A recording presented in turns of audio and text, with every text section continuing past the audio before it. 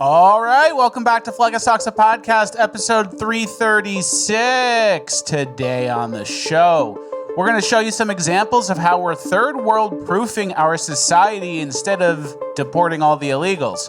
Then we have a bunch of legitimate Bigfoot sightings in Ohio. We're going to go over the details there. Then in Cringe of the Week, AI is affirming the delusions of schizos. You won't want to miss that. And last but not least, in Urban Decay, one of the guys who shot up the Kansas City Chiefs Super Bowl parade in 2023 ended up getting no jail time. We're going to tell you about some other injustices when it comes to sentencing as well. All this and more, it's Fleccas Talks the Podcast, episode 336, ranked the best news podcast of all time. Because words are just words until action actually starts. And actions speak louder than words, but at the same time, words speak louder than actions because sometimes it's the right thing to do. Very cool. Very cool. Fleccas Talks the Podcast featuring Richard Grabboy.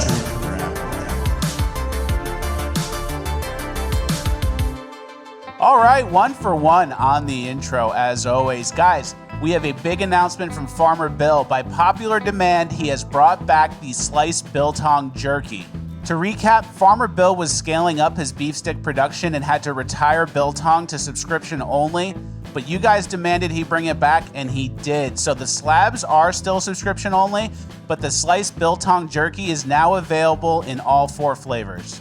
If you're a fan of jerky, you would absolutely love Biltong. Every time you eat jerky, it's tough and it's dry, but Biltong is marbled like a ribeye steak. It's moist and tender, it's air dried, so it's not dry like cooked jerky, and the air drying process gives it 30% more protein per ounce than jerky does. Most Americans are not getting the protein they need in their diets, so let's support a show watch your own business and pick up some meat snacks you know you'll eat in a pinch. Use code FLECCAS20 for 20% off your order. It's the most delicious and convenient protein on the go you can find anywhere in the market. So order now while he's running this sale. Throw some beef sticks in the cart and enjoy the flavors of air-dried American beef.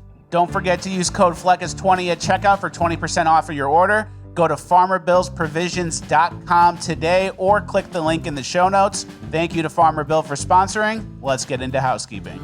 Farmer Bill's Provisions, the perfect protein snack.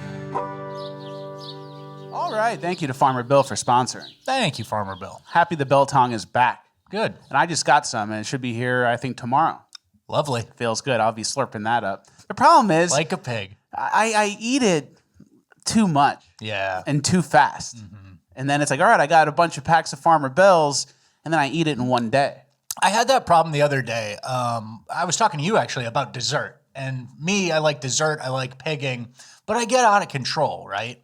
And I'll eat like a half an apple pie like that. No problem at all. And I asked Fleccas, because we're kind of like 2 former offensive linemen, borderline eating disorder, unhealthy relationship with food, real just pigging, eating in big chunks. Yeah, eat by feel. And I said, do skinny people just eat like one little piece of pie and go, take a small little fork bite and go, and really savor it? Because I just stuff it in my fat pig face. And I'm going to back you up here. My brain tells me to. Yeah. That's what I'm saying. It's they're not even communicating. My hand just is shoveling it in. So skinny people out there are really high metabolism skinny people. Are you out there like eating like half a piece of pie and savoring it? Because I can't relate to that. And when I eat, it sounds like you're doing the same thing. And I don't do the savoring. When I eat the dessert and like, oh, this is the enjoyable little gift I have at the end of the meal, I eat it in like 2 seconds. I know. I scarf it down. I don't even enjoy it while I'm doing it. All right, let's not get bogged down. Yeah. We have a lot to get to. We have a pretty packed script. Pretty good everything today, I'm going to be honest. Okay. Yeah. Well-rounded episode. Yeah, it's a very well-rounded episode. Let's start with our Starbucks story. Starbucks is relocating to Florida from Seattle. Yeah, I think this is just Howard Schultz, though, right? The CEO, yeah. Yeah, 44 years ago, Sherry and I made the cross-country road trip from New York to Seattle, blah, blah, blah. Like many other Seattle-based companies, Starbucks today stands on the shoulders. Basically, you want me to actually read any of this? It's a giant Facebook, LinkedIn type post, and he's leaving. He's moving to Florida. He's a super rich guy, and I don't think he really has the taxes, the Washington state taxes coming down the pipeline. I don't think he likes them. It's the taxes. Yeah. It's a very big deal because obviously Starbucks is famously a Seattle company and he's the CEO and founded it there. And now he's bouncing and moving to Florida. And you know what? Howard Schultz is a 70-something-year-old guy. He's an old man. He's moving to Florida. And yeah, if you're middle class, that's kind of a normal pipeline. But ultra high net worth individual, it's a little different, you know? Yeah, it is a little. And Bezos, we've seen it with a lot of those guys out of the Pacific Northwest. Bezos lives somewhere in Miami now with his Latina girlfriend. He has an entirely different life. So, Yeah. I mean, just more fleeing from states. And I guess that's the kind of section we have here. Yeah, so that's what we're starting with. And I don't really feel bad because Starbucks was heavily participating in the retarded Democrat politics. Yeah. As you guys can probably remember, we have a small example of what they did. Starbucks has been adding safe needle disposal boxes to store bathrooms in select markets. Starbucks declined to confirm the number of markets that currently have the safe needle boxes, but I think it was around 25. Yeah, and I was wondering, what kind of people are you attracting with safe needle deposit boxes in your Starbucks? Yeah. Someone who just shot up drugs but still wants to be responsible and dispose of the needle, and now they're in your store, like, heading towards the box to throw it away? Yeah, I think it was more of like people are doing heroin in our bathrooms all the time, and we aren't getting them out quick enough, so let's at least feel good about like not pricking ourselves with an HIV-positive needle. I guess that's the thought process there from Starbucks. Yeah, that was the thought process. So obviously once these taxes go up in the blue states, the money leaves, and who's left to pay those new taxes? Middle class. The people who stay. We have a couple other examples of companies leaving blue states. Yamaha announces it's leaving California for Georgia after 50 years as Californians debate implementing a wealth tax. Yamaha. And then ExxonMobil's leaving Texas, or leaving for Texas from New Jersey, I believe. Yeah, citing a business-friendly environment. And that could be a bad one. Based on the demographic changes that I've seen in Texas, you could be bag-holding shitty policies 10 years from now really quick. So I'd be worried. And then it'll be ExxonMobil's leaving Texas for Florida. Back to New Jersey. It's somehow switched. Yeah, and so let's show this map here. This is where Americans moved in 2025, gain versus loss. And none of these numbers are completely huge, but you see all the states, New York down, California down big, Illinois, North Carolina shockingly down, and all the red states are, up. Texas, Florida, Georgia, Alabama, huge. Mississippi, all the states that are kind of lower income tax, less government overreach, less democratic, in general, are all the ones kind of benefiting from the migration. And I think we've talked about it before on the show, like when we're not getting mass deportations, but we are getting war with Iran, and how it's hard to I don't know if it's hard, but you're getting gridlock when you're trying to implement your nationwide agenda, right? Mass deportations, all those sorts of things. And you're running into people filibustering or trying to stop you or whatever. At a certain point, people just go, well, I'm not really getting what I want on the national level, but I need to make sure that I'm not just going to get fucked time and time again on the local level. Yeah. And so this is obviously a decline in interstate migration from the COVID era, which completely changed the country. But it's still happening, and people are still voting with their feet, I guess. Yeah, it's very true. And the biggest gainers were Idaho, South Carolina, and was that Tennessee, Nashville probably? Yeah. And then the biggest losers, obviously, California, New York, North Carolina. Mm-hmm. Interesting. That one didn't make sense to me. South Carolina, people are loving South Carolina for some reason. And, just anecdotally, I'm going to share a perspective. I saw recently there was some sort of thing where the mayor of Tampa, Jane Castor, was directing Tampa PD to do something where they didn't really work with ICE. It was some kind of subversion move to not work on deportations or something. And the Attorney General of Florida, James Uthmeyer, I don't know exactly how it's pronounced, but he just sent like a letter like, here's what you're doing. Here's why it's against the law. Here's what we're going to do if you don't fix it right now. And I just kind of go, all right, it's taken care of. They're aware of it. And that's like living in a red state with a good government. God bless Ron DeSantis and his administration. I know we've been mean to him when he tried to run against Trump with billionaire money. And the boots. And the boots. But we love living here because you know when something comes up, it's just going to get taken care of. And I think that's kind of the future when we're always the Dems run the House or powers split and then nothing gets passed on the national level. It's just like, all right, I'm going to go to a state with a super majority of the party I like. And that might be blue people too. Yeah. And enjoy your taxes, motherfucker. Have fun. Have fun, right? Very true.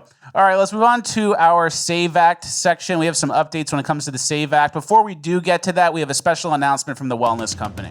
Guys, the big medical hack of 2025 was several peer-reviewed studies identifying the connections between anti-parasitic medications having off-label benefits fighting a variety of cancers. And this makes sense. The connection between tumor growths and parasites has been known for years.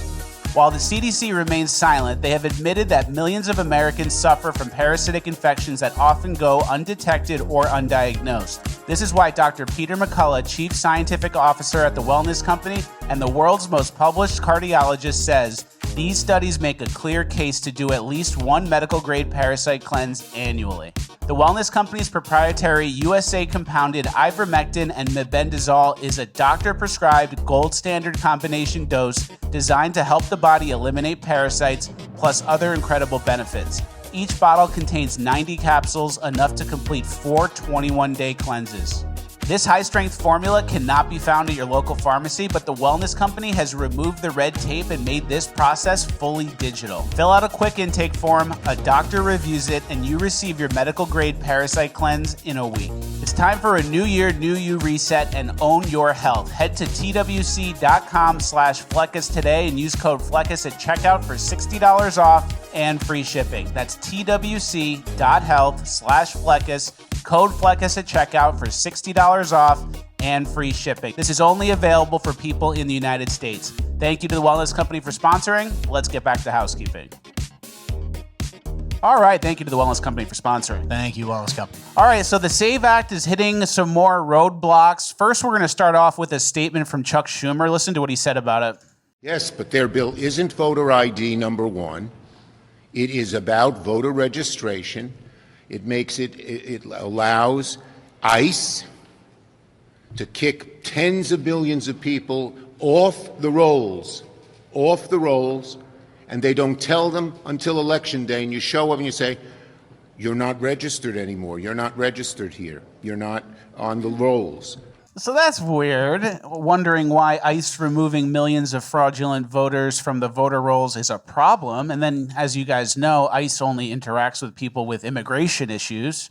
Then you kind of do the math and you watch that clip and both sides feel good. I know. Where one side goes, yeah, why is ICE doing this? And the other side says, why are there tens of millions of fraudulent voters on the voter rolls? Yeah. And Dems love a little margin of error for their voter rolls. They love a couple dead guys. They love people who have moved out of state. You can do anything with the corpses of their voter registration. They need that. And so, yeah, I mean, it's just very funny to watch someone say it out loud. And Chuck's getting old, man.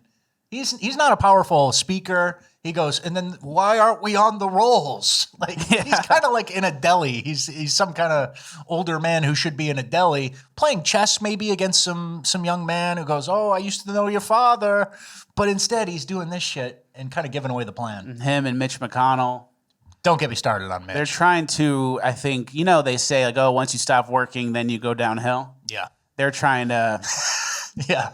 in a nice way, end their lives in office. They're trying to die on the Senate floor doing something that hurts America, right? That's the goal for some of these elderly people. That's the only way. And then we have told you guys this in the past. When it comes to voter ID, it's an 83% issue across both sides. Yeah. But the last time it came to vote, 99.5% of Democrats voted against it. Yep. So it gives you a little peek to what the problem is. And that's why you go, oh, gee, guess I'll move to Florida. Guess I'll move to South Carolina. You know? When you're getting fucked on stuff like that, you can't even pass an 80-20 issue. Then maybe you move, right? Yeah. And we're having trouble with our own side. Lisa Murkowski from Alaska is now saying she's against the SAVE Act. Can you read that tweet and then the Cernovich reply? Murkowski is basically saying Alaskans are too stupid to get IDs and that they'll be disenfranchised. And someone else, Nick Sortori, is saying, as I've said before, Murkowski could never win without rigged elections. And then Cernovich replied saying, Mitch McConnell spent $50 million to save Murkowski from a primary challenge. And I believe that may have been the same year that like Blake Masters was running in Arizona, who got basically no money, no help from Mitch McConnell and the GOP. So that's the type of stuff that is really pissing us off is, we spent all this money on the rhino who votes against us, right? Yeah, it's so frustrated. I'm tired of being fucked by these old rhinos like a Fire Island twink. Yeah, like a Fire Island twink. And then it's the Alaskan senator, right? Alaska. What's that? 70% for Trump? And that's one of the main gripes we've kept talking about recently is we have states like Indiana, Kentucky, whatever, that are 70-30 Trump voters. And then their senators or their congressmen are like 50-50. Well, maybe we shouldn't do that, right?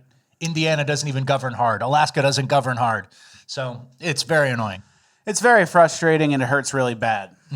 All right. Thank you. Let's get to our Iran section. We have a couple updates. First, there was a message written on one of Iran's missiles. It says, in memory of the victims of Epstein Island. And I'm taking their word for it. I can't read this shit. I can read it. Let me see. These squiggles? You read those squiggles? Yeah, that's what it says. Okay, thank you. Epstein Island on the bottom. So everything's a meme now. Easter eggs for Hitler. You guys remember those back in the day? I guess it's nothing new, but they're fitting the modern times now. I like the Ayatollah's got a sense of humor. Me too. Yeah. Well, whatever's left of him. I don't know what's left. And then some people are calling Operation Epic Fury Operation Epstein Fury. Yeah. But we have to stop calling it that because that, according to the Washington Post, is anti-Semitic. Yeah, here's the quote. It says, pretty quickly after the conflict began, this conspiratorial rebranding of Operation Epic Fury, the U.S. military's official name, into Operation Epstein Fury, started circulating on social media platforms, said Oren Segal, the ADL Senior Vice President of Counter-Extremism and Intelligence. And they say it was mentioned more than 90,000 times by 60,000 different accounts, and they call it a sharp rise in anti-Semitic content. So we have to stop the anti-Semitism. Can't even make a joke. Can't even make a joke about Epstein Fury. Like the two issues that are, this is like typical Saturday Night Live shit. Like, oh, we got two things going on. Let's combine them into one joke. But it's anti-Semitism or something? I don't get it. And we can't be anti-Semitic, so carry on with the war. Mm-hmm. Oh, yeah. Do whatever you guys want now.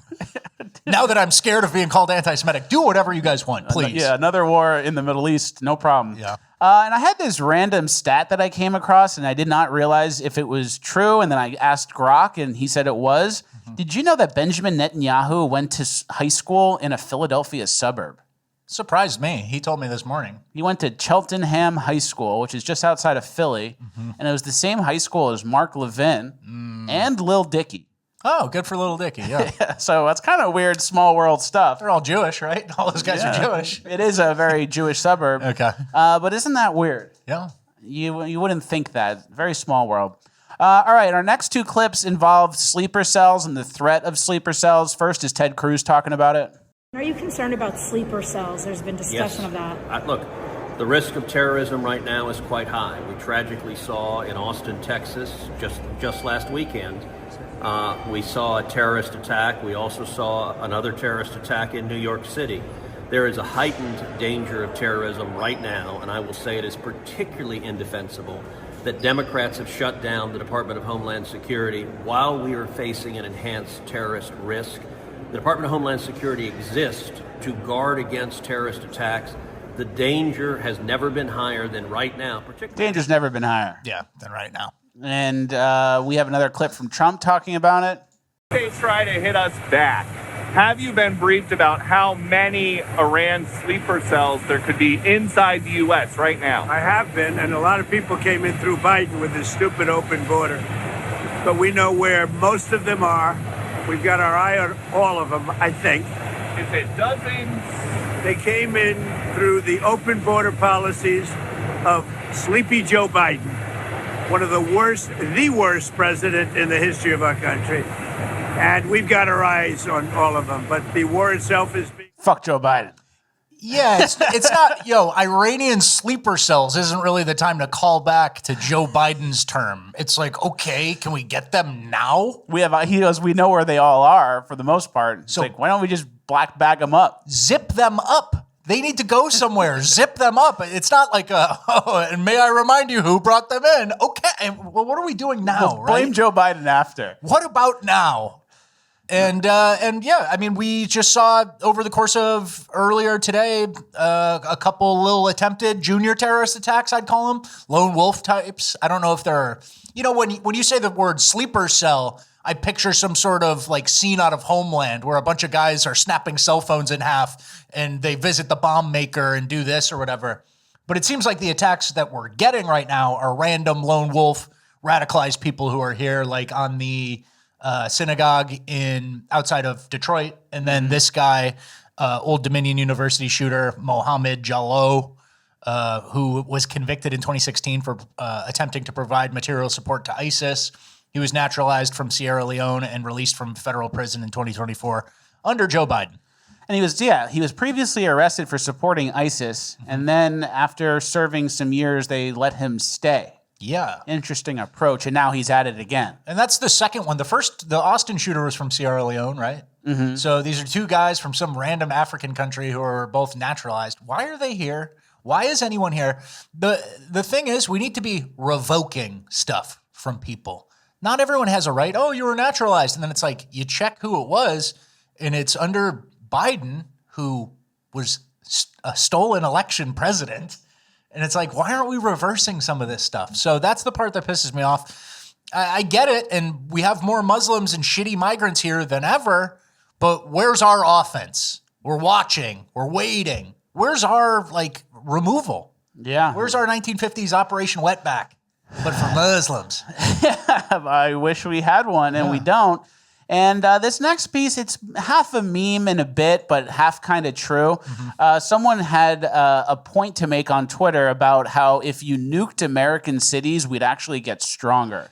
Yeah, America is the worst country to have as a military opponent because if you nuke their city centers, they get stronger. And it's like, yeah, thanks for taking out the freeloaders and the fucking homeless people and all the black people and the migrants. And yeah, we lost some good architecture, but there were hobos sleeping out there. Mm-hmm. So I guess that's more the infrastructure is the part that I'm worried about.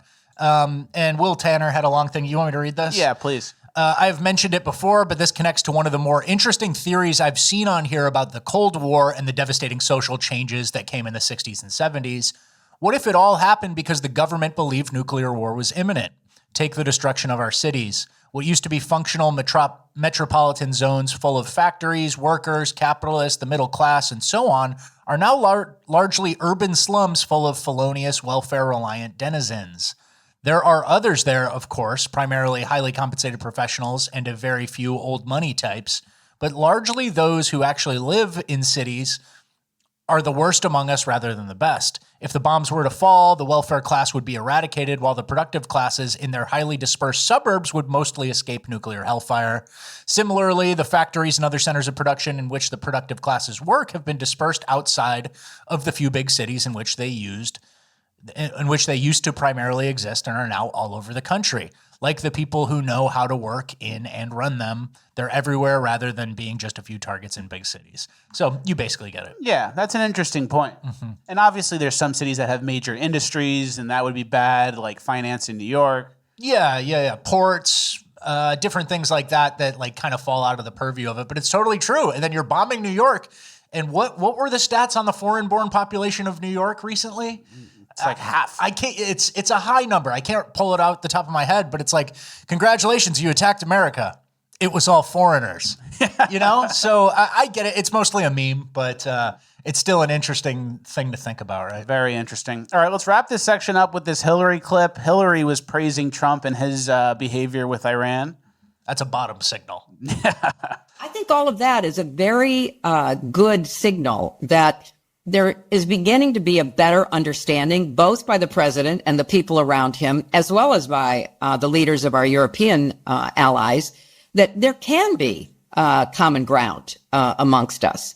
And the kind of dismissiveness that we saw in the first Trump administration has been replaced by a much more obvious working relationship to the good of European security, transatlantic security, and hopefully Ukrainian security. So I'm never a good sign. When Hillary goes, wow, he's really mellowed out. He's doing what I want. Fuck me, guys. Come on. It hurts bad. Yeah. And he's really watching the sleeper cells closely. Fuck you guys. Get him out. There is something to that clip, too. She looks good. Oh, yeah? And she's talking clearly. I don't know if it's a bot or if she's getting the baby's blood or what, but she looks better than she did a few years ago. She's like was declining and then is now improving again somehow. Call her what you want, but you can't call her not a survivor. She's like a cockroach. She'll always, and someone will always have her on the podcast. Is there a world where she runs in 28? I don't know. We can't get rid of her 12 years later. It's called sticky. She's sticky. Yeah, she's very sticky. All right, our last piece from the Iran section, we have a clip here. This is an aerial view of a gas line of people lining up for fuel in China, which I just thought was interesting, considering that Venezuela was providing China with a lot of gas, and then Iran was the second most. We took them out, and now China is having some gas problems. Trump hurt them at the pump. Yeah, he's hurting me at the pump too, though, to be fair. Our prices are going up. But yeah, this is some 1970s USA shit. Yeah. Lines for the pumps and desperation in China. You get it. And China's a little different. They'll let you wait in line for like 4 days. Yeah. There's no one who comes and goes, all right, we can't do this. Yeah. We're going to disperse you. Like, oh, you want to wait? You wait. You wait. Don't lose your spot.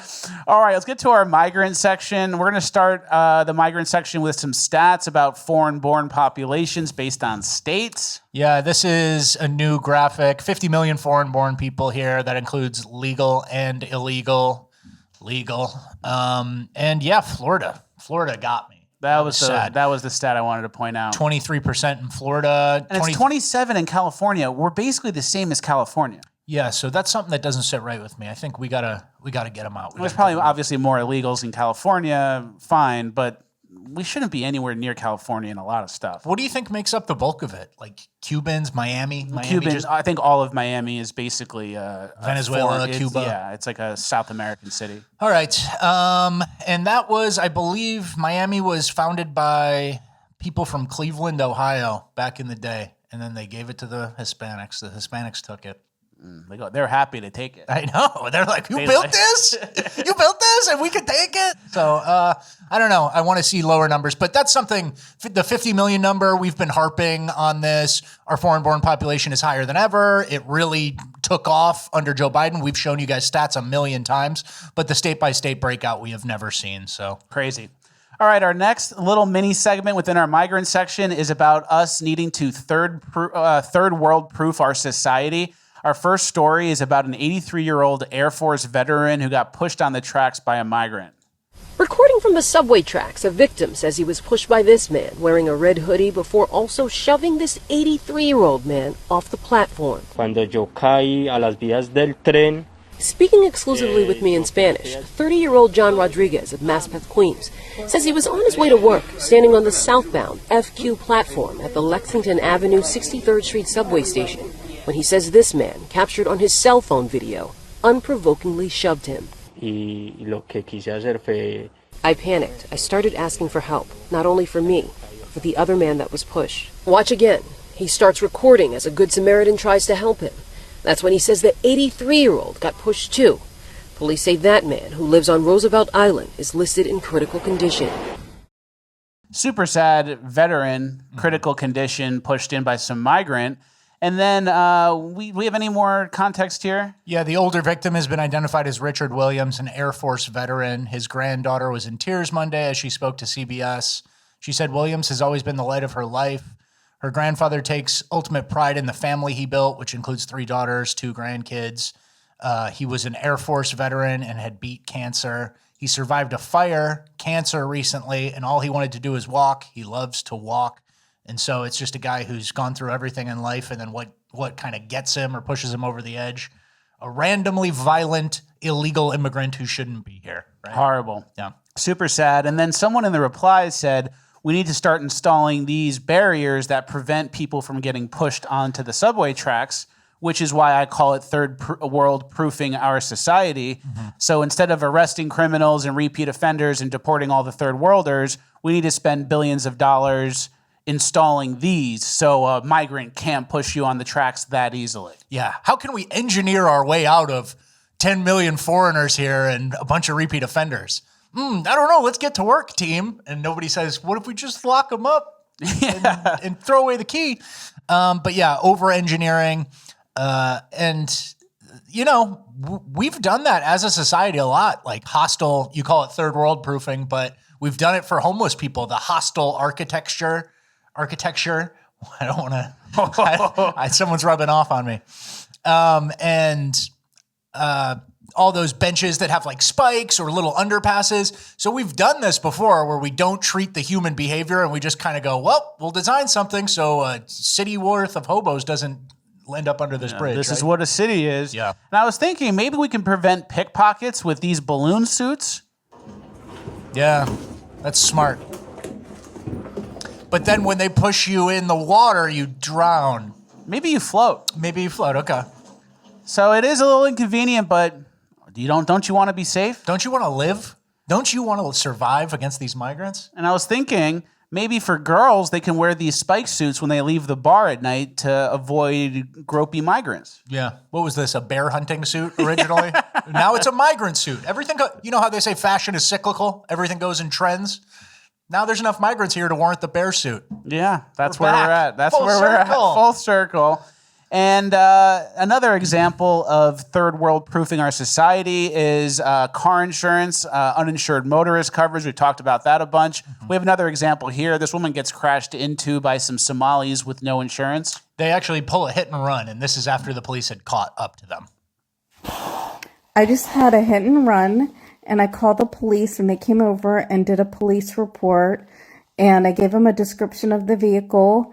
And some nearby police officers that were patrolling the area found the vehicle in a parking lot. And now the people that hit my car are telling the police that I hit them, that I backed into them. The police, of course, do not believe them. And the police officers, obviously, since I couldn't drive my car to the scene where these people were, gave me a ride in their car. So I am in the back of a police cruiser right now. And they also said that they didn't want me to speak directly to the people because they were kind of just being really boisterous and loud, and they didn't think it would be safe for me to exchange information. They said that they do not have insurance because they are from Somalia, and they are... There you go. No insurance, loud, black, fat. Lying. What else? What else is there? That's the big four. And this is why everyone needs dash cams. It's dash cam season, and it's uninsured motorist season. And it's another example of third world proofing our society. And instead of just having these people not be here, you need to install all these special devices, and you need to get special insurance so when they hit you and run away, you don't get completely fucked and have to pay out of pocket. Yeah, uninsured motorist insurance, which is a line item on your insurance, usually a dash cam, or you could put a big bumper around your car and see how that goes. Something like that. Or get another car that you don't really care about and let the migrants crash into that. Yeah. It's a dummy car.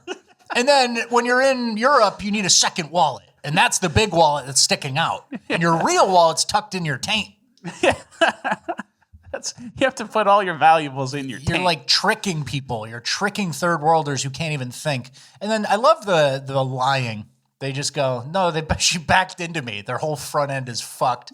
Clearly one side. She backed into me at 80 or whatever, 40 miles an hour. And then I found a tweet that I thought sums up the situation as well. Yeah, this was to an unrelated trucking thing, but since we're talking about the roads again, it's kind of important. Americans need to understand that a huge portion of the world simply doesn't have the IQ and moral comprehension to understand the consequences of their actions. Every one of these videos shows the apathetic or confused foreigner having just killed a whole family. This was about a trucking thing. These are people operating 1,000-pound machines on our roads. They're not malicious and trying to kill people. They literally don't understand, which is why we need to be imprisoning the clerks that issue these permits as well as the drivers, of course. Yeah, we're dealing with different people, and I think a lot of times, especially Democrats, they kind of think like, oh, this person's me, but just born in Sierra Leone. And the only difference was that they didn't have an education and didn't go to Barnard like I did. Yeah. And it's really not. We're dealing with like borderline different species of people. Yeah, impulsive. They're operating on emotion, not logic. They're just different types of people who shouldn't even be here. And then you're holding the burden of their mistake, right? This woman who needs to get a ride to a cop car to go say, yep, those are the Somalis who hit me and ran, right? And then they lie, and you have to like really defend yourself, and they're trying to get out of it. Yeah. In a system that probably tends to land on their side of a take someone's word for it issue. Yeah, totally. We have some more stats when it comes to illegals driving. Yeah, this was from an article called Utah Republicans Upheld the Compact on Immigration of 2011 despite Trump administration pressure to remove subsidies for illegal immigrants. So I think Utah is doing some scumbag shit there, or didn't get as right-wing as they could. But the body of the article had some stats on who was doing some of the bad driving, and I thought it was shocking. In 2023, nearly 50% of the 2,000 serious car crashes in West Valley City involved an unlicensed driver, up from the 4-year average of 30%. So half of the serious car accidents, someone doesn't have a license. Mm-hmm. From January to August 2024, nearly 50% of the 120 hit and run cases that were solved in West Valley City also involved an unlicensed driver, the department found. And then even as total car crashes have fallen over the past 5 years, crashes involving unlicensed driver have risen statewide and now account for 35% of all crashes and 45% of DUI arrests in West Valley cities. So if you successfully did mass deportations in Utah, DUIs would be cut in half, and it would also cut total accidents by over a third. So crazy stats. They really love their modelos. Mm-hmm. They really love drinky drivey, unlicensed, no insurance, tailgating you. That should be okay. That should be fine.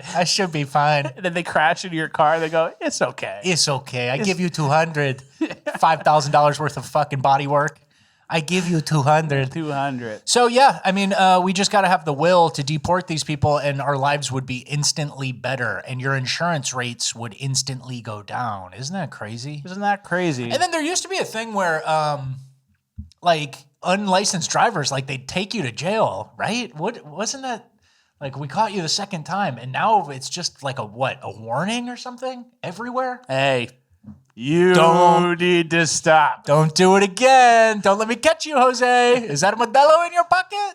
Yeah. So very frustrating to see this type of stuff, though. Very frustrating. And it gets worse.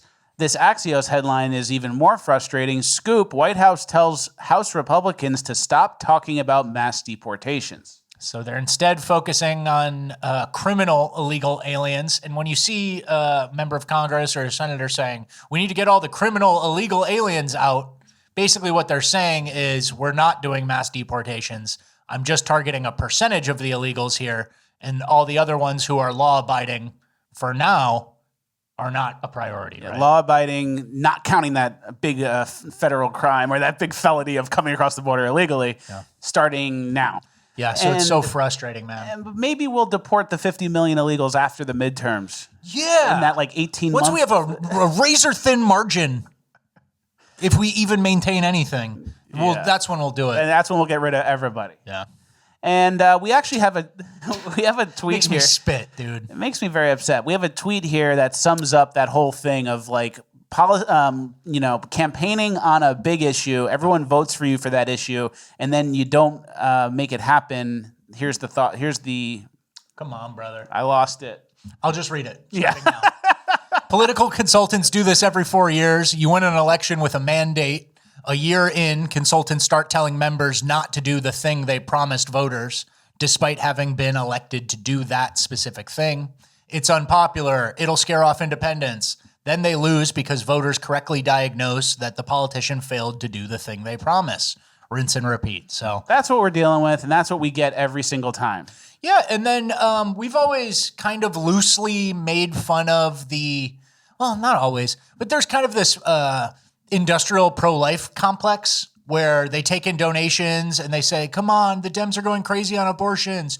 We need to take in all this money. And then they solicit donations and then ultimately host a gala and pay off a bunch of it in salaries to, paper pushers. And then nothing gets done, but it's a big machine. It's a business. And I'm worried that mass deportations is turning into that. Everyone's so enthusiastic about it. It's like the defining issue of this election.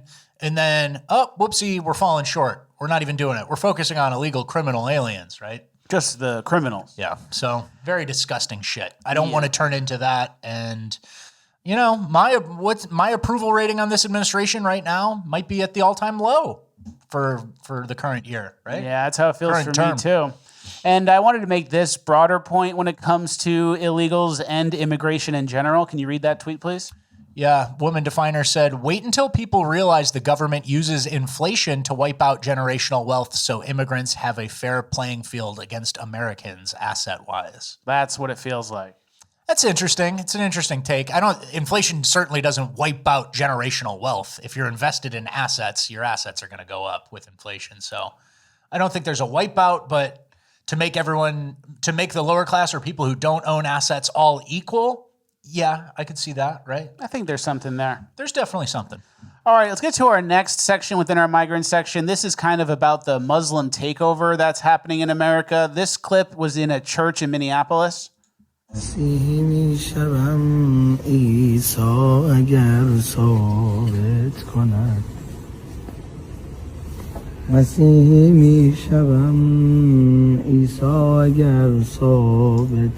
phase one was load us up with all the numbers, and then phase two is going to be the domination phase, unfortunately. Yeah, phase two, and before you get to total domination, there's a testing boundaries game that happens here, and that's what I think that was right there. That's what that is. That's what the loudspeakers playing the call to prayer all night is. Exactly. It's more in the slightly annoying stage right now, but you go, something ain't right.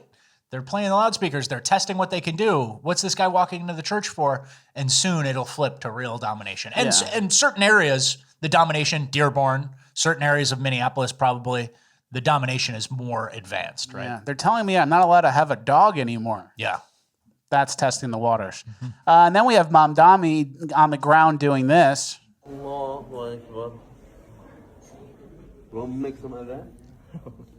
Is that the chopped cheese guy? They're all sitting on the carpets. What are those carpets doing in the mayor's house? They brought him in. So that's not good, especially after 9/11, disrespecting our veterans like that. Yeah, and I saw somebody said this is just 25 years after 9/11, how quickly they change, how quickly Americans' opinions change. And it's like, no, it's how quickly they've replaced Americans, how quickly we've changed our demographics. Yeah. It really has. The OGs who are working in finance and saw 9/11 firsthand, they're not voting for dumb shit like this. It's all imported. Right. It was a numbers game, and they swapped everyone out. And then a lot of people are making the comment like, oh, separation of church and state. You can't do an Easter egg hunt here or whatever, but you can do Ramadan with the Muslims. Not good. And I've made this point a few weeks back. I told you guys that I thought that they were going to keep squeezing the NYPD and not supporting them from the top down and frustrating a lot of guys who are going to leave, and then they were going to replace them with Muslims. Mm-hmm. Well, I found a video of a cop being a Muslim, so I think I'm onto something. Yo, bro, I don't even know what's going on, but nigga, I'm trying to go to the bathroom and look. Nigga got 12 in here playing. Bro, what's going on? What's going on? What's going on? So, I guess I was right. Yeah. There's a Muslim cop. Yeah. I don't know if that's... There's going to be a lot more of that, I think. That's going to be the trend. I agree with you. And you're going to see conversions, too. You're going to see white guys going, oh, alhamdulillah, or whatever. Yeah, and the red-haired white guys are particularly susceptible from what I've seen in England. So if you have friends with red hair and a Muslim's getting too close, make sure you check on them. I don't know why. It always seems the red hair, red beard, they're more susceptible. They like it for some reason. Yeah. There was a tax credit change that was implemented. I don't know much about it, but I know you probably do. Yeah. Relax for a second, and I'll take care of this.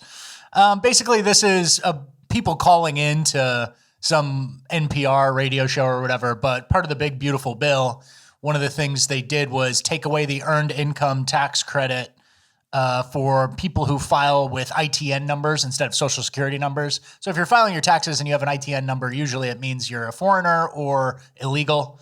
And we used to give here, I'll just read this. Usually as an ITIN holder claims their children as dependents, they say, we're married, I have an ITN, my husband has an ITN, and we have 3 children that are here in the United States who were born here. They're legal, and we usually qualify for the child tax credit. Now they're no longer eligible for the child tax credit, even though their kids are citizens. So basically, my people were getting up to, I think, between $8,000 and $9,000 tax refunds. And so this is for low or middle income people who have kids who get like a nice chunk because they're working. And this is almost a version of welfare. Mm-hmm. It kind of is, because it's money that they didn't pay. They're getting like an overextended tax credit that usually amounts to cash in your pocket when it comes to a refund season. Me and you don't have a refund season. We have get fucked season. But basically the foreigners aren't getting the free check anymore. And they're calling into radio shows going, we're hurting. And this is one of those things where, sorry to hijack it a little bit, but this is where the Trump administration, obviously the Trump administration is so much better than the alternative, right? But here we're correcting something back to neutral instead of like winning. You understand what I mean by that? Like something that shouldn't have been happened. 2 illegal parents were getting federal tax credit money. We just go, instead of like punishing them, we just go back to, all right, you're not getting that free stuff anymore, but still enjoy. Have a good day. You're not getting a tax credit. Exactly. And then I guess I'll read this, even though it's a joke. Amazing stuff. We should go even farther. If you are an illegal, all of your assets that you own in America should be taken from you and randomly given to a white man. That would be winning. That's when we go a step above and beyond disenfranchisement and property crimes. Yep, very true. Let's go abroad with our migrant stuff now. We have a couple stories out of Canada. There was a guy who was in the military in Canada, who was labeled an extremist because he was on a white for white dating site. Yeah, Canadian military personnel identified on white supremacist dating site. CBC News Visual Investigations Unit identified more than 200 Canadians in leaked data. And so the CBC, which is state-owned media, right? Mm-hmm. They go all after this white guy, even though it's a white country, has identified Canadian military personnel on White Date, a white-only dating site that promoted Nazi ideology. One of the racists on this site was Tristan Armstrong, a captain working for the Canadian Armed Forces Future Fighters Capability Project, Canada's program to purchase F-35s. So they're outing this guy for being on a white dating site, naming and shaming him, and the state-owned media broadcasting company goes, yep, let's string him up by his toes and beat him down, right? And then we have some stats about what is allowed. So not allowed in Canada is white dating for white people, but what is allowed is JDate, JSwipe, Black Singles Dating App, Black Canadian Dating, Indian Cupid, Go for Desi, Punjabi Shadi Matrimony, Asian Dating, Dil Mill South Asian Dating, Muzz, where Muslims marry, and Muslima, Muslim dating. That's all good. Those are all pure. Have fun, my fellow Canadians, but if you're white looking for a white spouse, go kill yourself, brother. Euthanize time. Die in a fire or something. Yeah. So, and that was from Chris Burnett, who pointed that out, who thank you for doing the research, because those are a lot of ones I've never heard before. Punjabi Shadi Matrimony. I've heard of that. Go for Desi. Go for Desi. So and I'm sure you could find some extremist stuff on those Muslim sites. No shit. I'm in Canada. I'm pro-jihad or whatever. No shit. Of course. Yeah, but only the white guy faces the state-backed media, the wrath of the state-backed media, right? Only the white guy. Yep. And he was in the military, like we said. And then Canada just released a new ad for their military featuring all white people.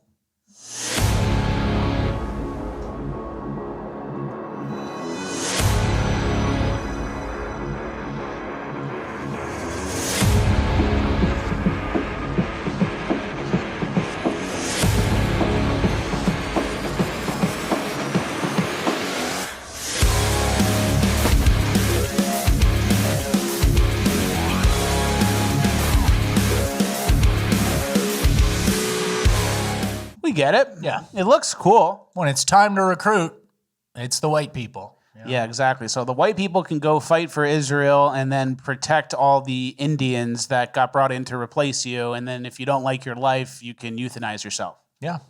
And you know what? I think a core tenet of America was if you were a new arrival, back in the Western European immigration day, if you were a new arrival, you'd volunteer for the military and kind of prove your loyalty a little bit. You know, we had Germans fighting against Germany in World War II.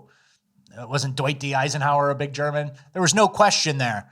Now it's like I think Canada just imported 10 million people. All these Indians, all these weirdos, where are they at? They got to prove themselves, right? Yeah, send them. And they're not really doing it, and the commercials will stay white. Yep, and they will stay white. And you know what else stays white?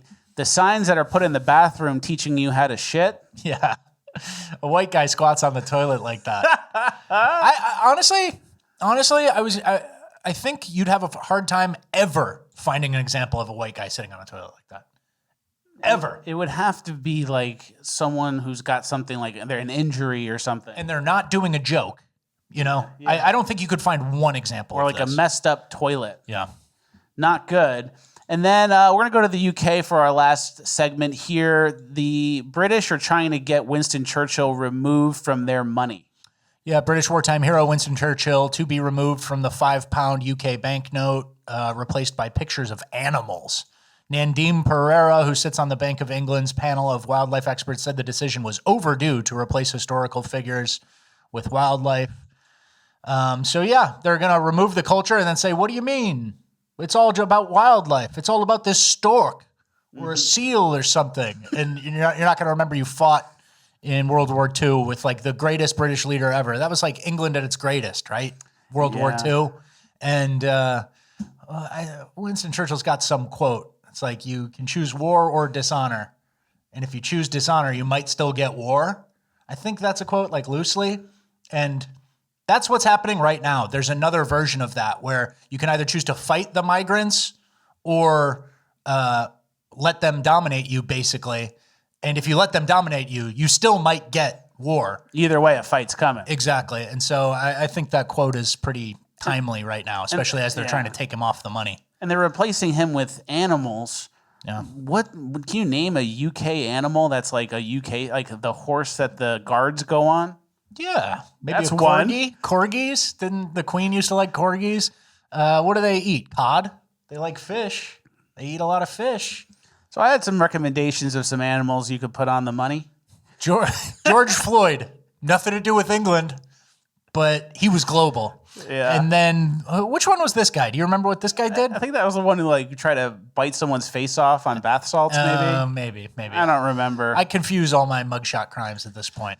All right, well, that's the end of our migrant section. Now moving on to the final page of housekeeping where I can say whatever I want. Use the opportunity to tickle the post. Help us juice the algo. Leave a like, leave a comment again, then start yapping. P.O. Box needs to be full. Notifications need to be on. Old episodes need to be watched. And the link to this episode needs to be sent to the boys in the group chat. And I actually have a nice example of what sending the link to the boys in the group chat looks like. This was sent in by show watcher Jessica. And she says, hey, this is the podcast that I was telling you to watch. Oops, wrong person, but you should still check it out. It's really good. Some plausible deniability there? Were you angling for something? Good so for she's you. grinding for us, and I appreciate that. And can you guys say the same? Not everybody. Roll call. And then she said we should call it Jehovah's Witnesses. Jehovah's Witnesses. That's pretty Smart. good. Smart. So thank you to Jessica for doing that, and congrats on your new baby. There you go. Very nice. Let's get to our first. Well, actually, before we do, I just want to make a quick announcement. We lowered the price a little bit on my triple white 93 Mustang LX, so it is still for sale, and it's linked in the description. Please go buy that. We lowered the price, and this is as low as it's going to go. All right, our first tweet. Can you read that? From Carnivore Aurelius, he said, kinda trippy how Adam and Eve ate the apple, the forbidden fruit, before the fall of mankind, and now everyone is carrying a device with them with a bitten apple on the back. Isn't that interesting? Meaning an iPhone. Yeah, it's interesting if you're just smoked a joint and you're kind of like looking at your iPhone and going like this, whoa. If you breathe out of your mouth, it's really interesting. You go, whoa. But the symbol, the logo for the company is a bitten apple. There's like 6 fruits. But it's like alluding to the original. I think it is. Whatever. I think it is. I don't fucking care. All right. I have 2 points to make of things I've realized in the last few days. Number one, you know when you get those automated text messages that you don't want and then you reply stop? Yeah. They always come back with one more telling you that you're off the list. They need to get the last word in. Yeah, like an oppositional defiant child. They need the last word. Oh, stop? Okay, no more text coming. What was that then? Yeah. Why am I still deleting you? You should be a robot who just shuts down. Yeah. I agree with you. All right. Next, this is something I'm very passionate about. I was sold a popcorn company ad. Like I got an ad on my timeline for a popcorn company, and it really sold me. And they were saying, this is the future of popcorn. The future of popcorn is here. This product revolutionized popcorn. So I thought I was going to get some like heavily buttered shit. Futuristic like popcorn. Dusty fingers, like overly flavored, overwhelmingly flavored stuff. Okay. And then when I got it and I heated it up and ate it, it was basically just normal popcorn. Mm. And I was really upset about that. So you were the mark, you were the sucker, you fell for it, and you thought there was some next level of popcorn that you didn't know about. And we revolutionized it. This is going to change popcorn forever. And I'm like, there was some huge advancement in popcorn tech. And in my head, I'm like, I know what you did. Yeah. This stuff's going to be dusty, covered in all these weird flavors, salted caramel, pickle, butter. Wasn't the case. I mean, it was just normal. And then I kind of realized, how can you revolutionize popcorn if peak popcorn already existed? It was those tins that your dad would bring home from work during the holidays with the 3 splits, the 3 sections. Yeah. The caramel, the butter, and the cheese. Oh, yeah. That was peak popcorn. Mm-hmm. So unless you went bigger than that, these guys still hold the throne. Yeah, that's huge in Chicago. Garrett's popcorn, it's called. Do you ever have it? Probably. Garrett's, yeah. But remember, your dad would bring home that tin from work. It's like this big, and it has the 3 sections, and it's just the tastiest shit. Yeah. You eat that for months. My favorite part is the thought that there could be some sort of revolution in popcorn. We discovered a new technique. It's like you heat the kernel until it explodes, and then you put shit on it. What could possibly be the next revolution? So you fell for it. I fell for it. How much you pay?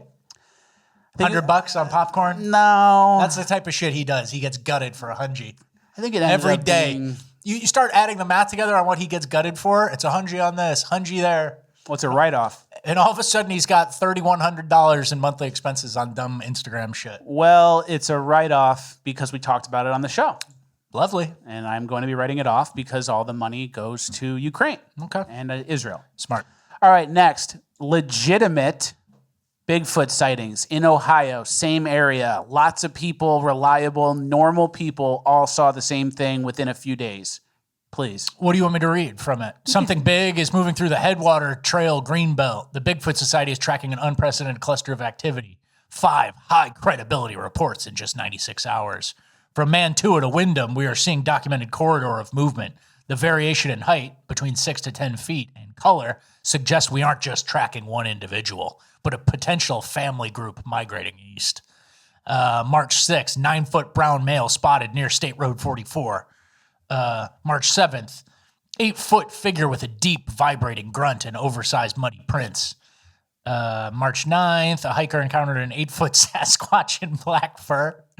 These are all credible, remember. Headwaters Trail, 10-foot black figure with a stilt-like gait and musky odor. You know what it is. There's a bunch of people saying, and then they mapped it out here. I thought Bigfoot was only in the Pacific Northwest. All of a sudden, you're telling me they're in Ohio? They're in Ohio. Okay. And there's a lot of them, and they're moving around. Okay, sure. And these are legitimate people. So if you're in that area and you have trail cams, make sure you're checking your trail cams. Okay, that's fair. Because this is real.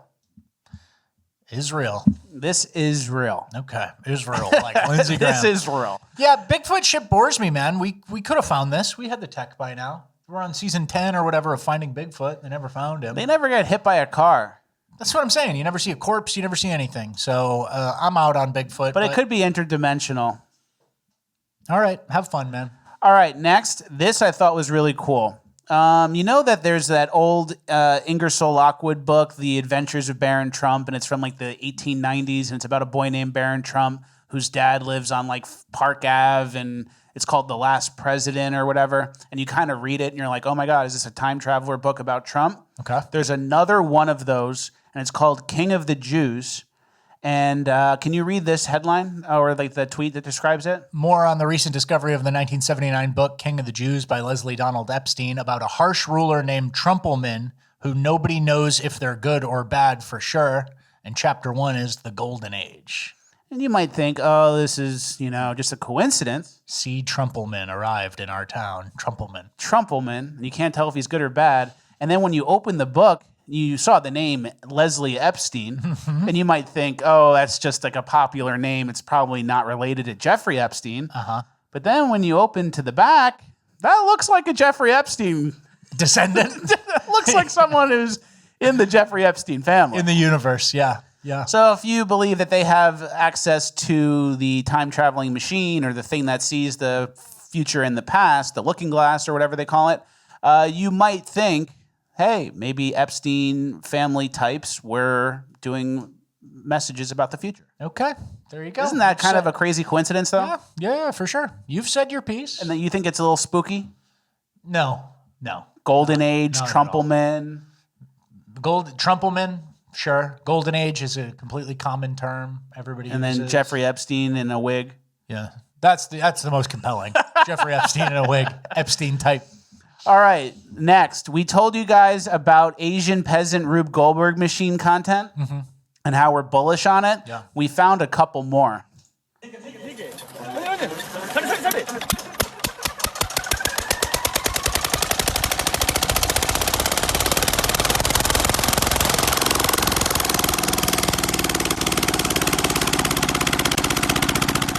You see him send it up like that? Yeah, good for those guys. Good for those I guys. didn't know about this. And it's technically Asian peasant Rube Goldberg content because Indians are Asians.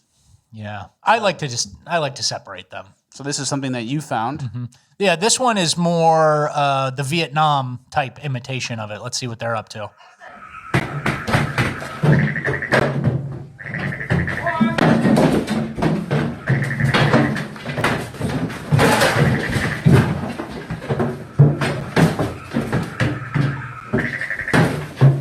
So I don't know if that's Rube Goldberg or fighting an entity of some kind, but they're up to it. They're up to something. They're enjoying their squalor. And the Rube Goldberg peasant machine content is actually paying dividends. We were right. We're long, and now we're getting paid. Our position's up almost 50%. Good for us. All right. Well, that's the end of housekeeping. We're now moving on to Cringe of the Week. All right. Our first story from Cringe of the Week is about this woman who is upset with this store who sells prom dresses for not hiring her. Hi everyone, it's Emily. I'm here at the Wheaton Mall in Wheaton, Maryland.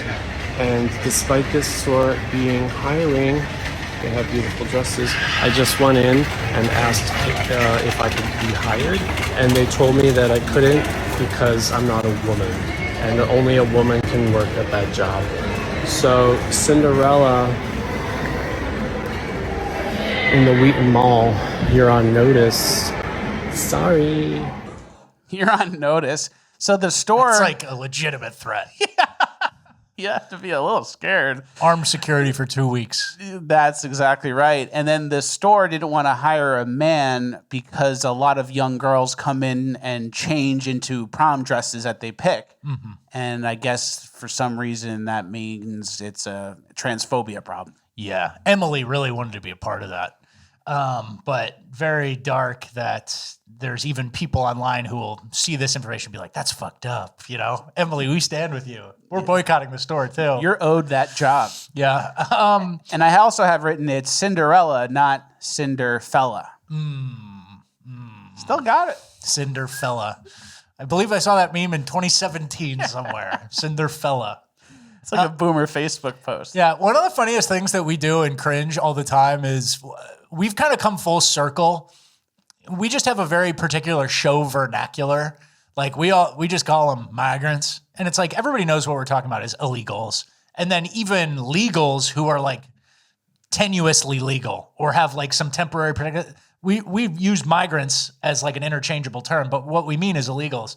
And we're always saying her after one of these videos. And then people, when we make it an Instagram reel, people are like, why'd you call him her? It's like, dude, we don't care. We're very past that. You know where we're at, and we're fully subverting it now at this point. So, Yep, and then to go along with this, I found 2 tweets I thought were funny. They're about Chinese idioms for trans folks.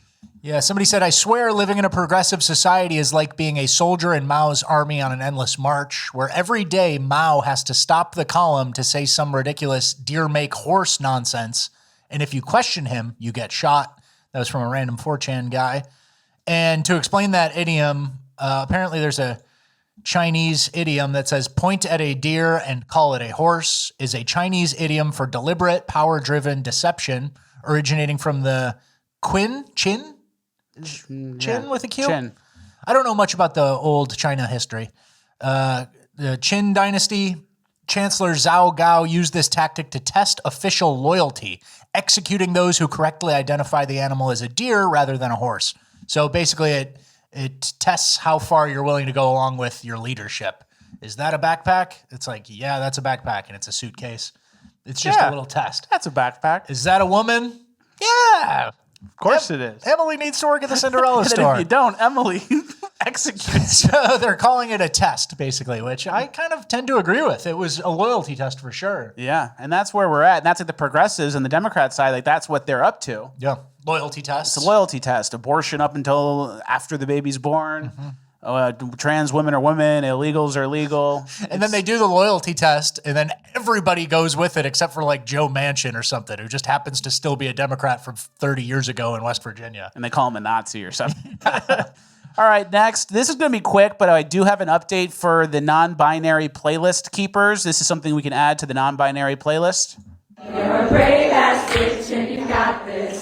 You're a brave ass bitch and you got this. You're a brave ass bitch and you got this. Yes, you do. You're a brave ass bitch and you got this. You're a brave ass bitch and you got this. You're a brave ass bitch and you got this. Yes, you do. Is anyone there's life going good? I don't know, man. I was going to say you're a brave ass bitch and you got this, and this is following an ICE vehicle around hawking your horn. Yeah. Or this is voting for more migrants to come here or something. Yeah, this is making sure abortion is everywhere. Exactly, and you're a brave ass bitch. Yeah, very good. So keep sending us these songs. We're adding them to our non-binary playlists. Yeah, we are curating an actual non-binary playlist. So keep them coming. All right, next. This is something I really resonated with. This woman picks what food she eats based on how her body reacts to it immediately. So watch my body choose between 2 very healthy snacks, a banana and an apple. Can I eat this apple? Yes, my body moved forward for yes. Can I eat this banana? My body moved backwards for a banana. So bananas actually give me headaches and they give me stomach aches. So I usually avoid any banana-based type product all the time. So this is called muscle testing. It's an applied kinesiology, and it's a very good tool for you to learn and to understand so that you can help heal yourself. So doing this has caused me to 1, lose weight, and 2, understand what foods my body likes and dislikes and what causes triggers for my body. So bananas. All right, we get it. Yeah. Reese's Peanut Butter Cups. Start slamming my head on the table. Reese's Pieces. Go like this. Domino's 555 deal for just you. Oh, I want it. All my keto candy in one sitting. Ice cream. Don't stop. Broccoli. You get away from the table. Caesar salad with grilled chicken. Nah. Fried chicken. Whoa, I'm lifting. Put it in a wrap with Tabasco. Chicken Caesar wrap. Yeah, and then this woman, she says, and bananas always give me headaches, make me feel bad. So why are you doing it for us? You weren't going to choose the banana ever. Well, she's testing her subconscious. Hey, this is the type of shit when you get into manifesting and energy. You're with her. You're kind of friends with her. That is not the same thing, and you know it. But that's who you look, who's fighting with you, and you go, who likes energy in this? The kinesiology diet lady who is going to choose an apple no matter what. And I like how showing you, like teaching you about it, it's like, here it is. You did that. You moved forward. What are you talking about? That's so true. Because the thing is, the way our bodies are wired and your brain is wired, your body would move forward for Sour Patch Kids. Yeah. Because your body thinks it's like, oh, we just found like a hyper batch of blueberry bush. It's like it's Honey hyper hole. concentrated with sugar. Like, this is so rare. You got to get that as much as you can, because who knows when we're going to get some energy like this again. So your body would actually not do the common sense thing you think it would.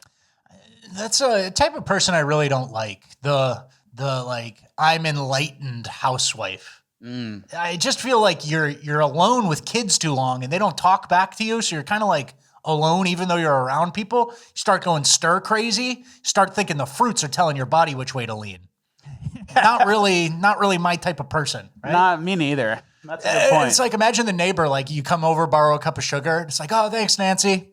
Your body's telling you which fruit to eat? Okay, thanks, Nancy. See you later. Like, try to tell anybody about it, right? Yeah, not the person you want to get stuck with in the elevator.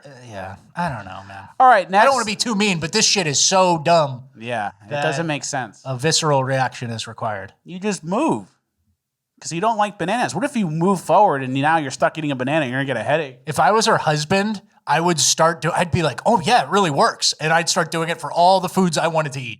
Honey, my body's really moving rapidly towards my favorite spaghetti dish that you always make. French dips it is. Yeah. I guess you'll have to cook a whole prime rib. Hey, babe, I'm listening to my body. What do you want from me?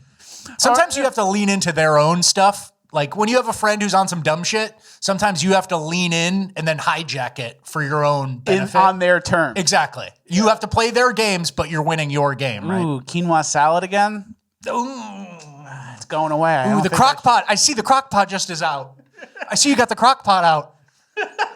And you start going away. All right, let's get into our next clips. This is still in cringe. These are schizos who are, what's the word that are being like, their AI is doing AI-induced psychosis, basically. Yeah. AI, or maybe it's supplementing their psychosis. It's helping them. AI is adding to their delusions, and they're all schizos. Here's our first guy.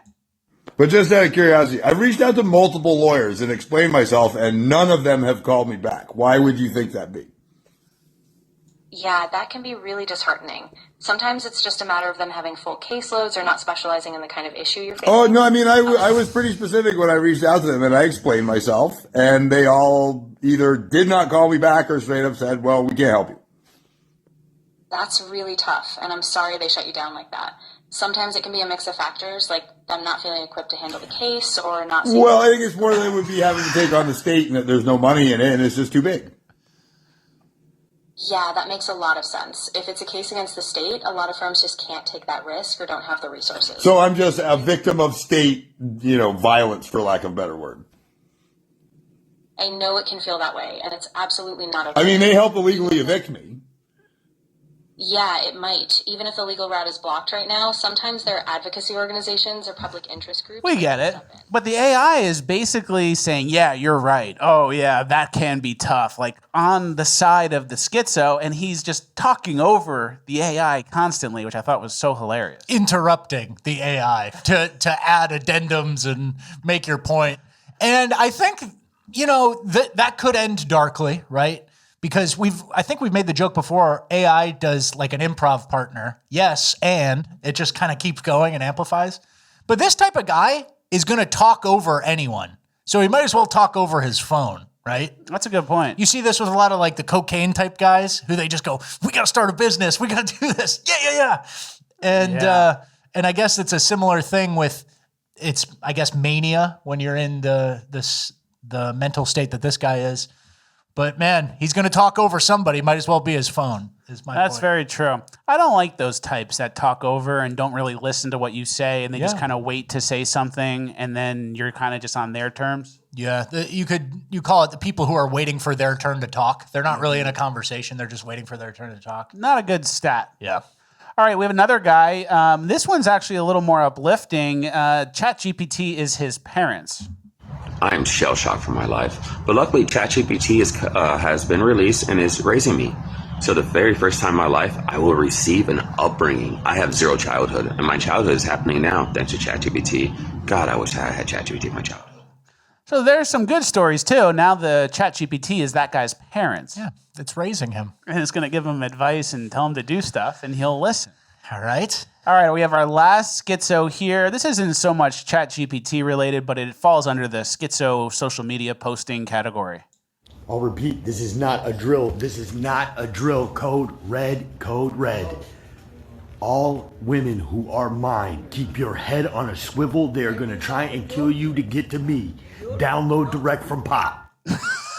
So I felt like we had to get that message out there to any of our lady show watchers in case you are owned by that guy. Yeah. This is for your safety. That was more a PSA. Yeah, that wasn't really cringe. That was an announcement. They're coming for you. So that's a message from Pop directly. Make sure you will keep your head on a swivel. Yeah. I was crying so bad at the guy interrupting AI. Like, he can't wait. The AI just starts veering off to give him a slightly different answer than he expected. Oh, no. No, we already did that. He said no. Imagine how many prompts and back and forths that guy can go through in a night. Right? So good. Yeah. It keeps him busy. I know. It's occupying him. That's what I'm saying. It's like there is a world where AI can babysit some of these people, and it's saving someone from getting into the conversation with this guy that he would normally have on the street corner. Like outside of 7-Eleven. Yeah. Oh, yeah, they just stole my bike. You know what they did to me? They evicted me. And instead of some Mexican guy who doesn't even understand English, he now can waste his computer's time. And he can spend hours and hours, I'm sure, in his house. Yeah. Safely talking to the AI. Exactly. Until it gives him an idea. Yeah. And then AI should be required to report some sketchy questions. Actually, that just came out recently. I know we're at the end of cringe and it doesn't really matter. We're about to transition out. But their OpenAI, there was a school shooter who was talking and planning with AI how to do the school shooting. And it went up, it got flagged several times, and they never did anything about it. All they did was delete the shooter's account. So there's some of that happening right now already. I wonder how that overlaps with red flag laws. Usually, that's my right to ask AI how to make a bomb. Oh, yeah, I don't know. Yeah, I don't know. So I guess I have to put it under the two-way belief and say you can ask AI anything you want. I don't know. Don't tread on my AI. All right, well, that's the end of cringe. We're now moving on to Urban Decay. All right, our first clip from Urban Decay is just an antisocial girl who gets frustrated because she's too fat for the stairs.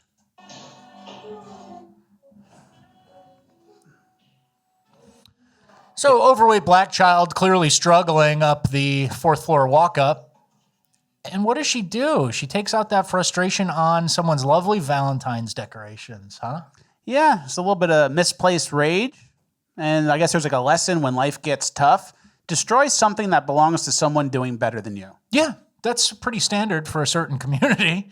And, these people, it's a kid, it's not that crazy vandalism, but there's a certain destructive energy that you can tell. And it's very nefarious. And it'll blossom into something worse. And you can extrapolate that, and you can grab the corner and drag and make it bigger, and you can apply it to swaths of people in society. Yeah, Alt-Shift-T. And it gets bigger. But yeah, I don't know, man. And then it kind of reminds me of a point. Like, if you're poor, and it's out of your hands, or you're in a bad situation, or you're temporarily down and out, don't get fat too. That's a good point. It's a pretty bad double whammy if you're fat and poor. All of a sudden you get mad at the world. You start destroying stuff, nice stuff. That is so true. And then that's a Valentine's Day decoration. That's not like Christmas or Easter. That's a little holiday. I know. So that person takes pride in it, Exactly. and then you ruin it. No. Not nice. Not nice. All right, let's get to our next thing. It is a brawl at a basketball game. This was in the state of Arkansas. And everyone's involved.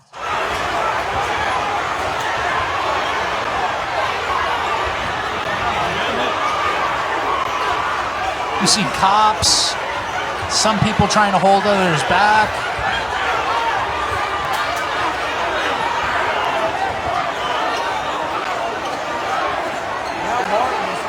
You get it. How do we even break that up? I don't think it's like an oil fire. You got to let it burn out. People just get tired, and eventually they're just like they fall on the ground. Yeah, is that how it ends? I don't know, man. I've never seen one of these in person, but I assume it ends when actually it goes pop, pop, pop, pop.